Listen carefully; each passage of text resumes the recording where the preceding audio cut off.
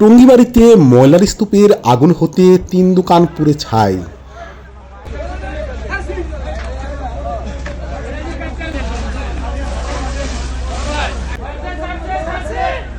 মুন্সিগঞ্জের টঙ্গীবাড়ি উপজেলার আলদিবাজারে ভয়াবহ অগ্নিকাণ্ডে ৩টি দোকান ঘর পুড়ে প্রায় ১০ লাখ টাকার ক্ষতি হয়েছে। রোববার ৮ই ফেব্রুয়ারি রাত ১টার দিকে বাজারের পাশের ফেলানো ময়লার স্তূপে দেওয়া আগুন থেকে এই আগুনের সূত্রপাত হয় বলে জানিয়েছে ফায়ার সার্ভিস।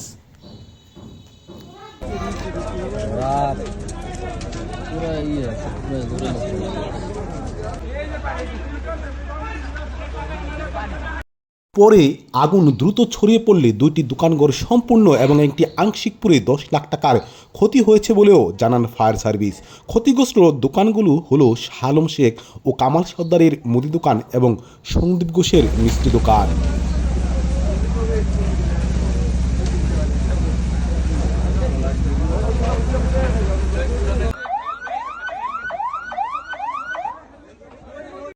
এ ব্যাপারে টঙ্গীবাড়ি ফায়ার সার্ভিসের ওয়্যারলেস অফিসার আতিকুর রহমান বলেন, খবর পেয়ে আমরা ঘটনাস্থলে উপস্থিত হয়ে আগুন নিয়ন্ত্রণে আনি।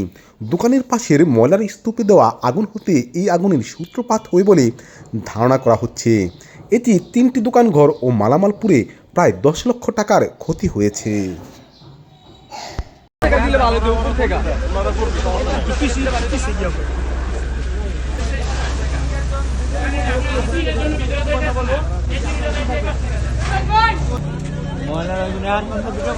ধুমা ওই যে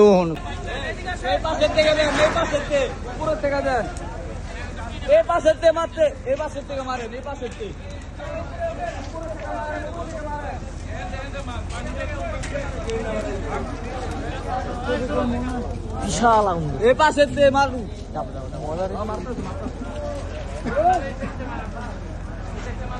এর নামালে তো ভালো এই যে বেশি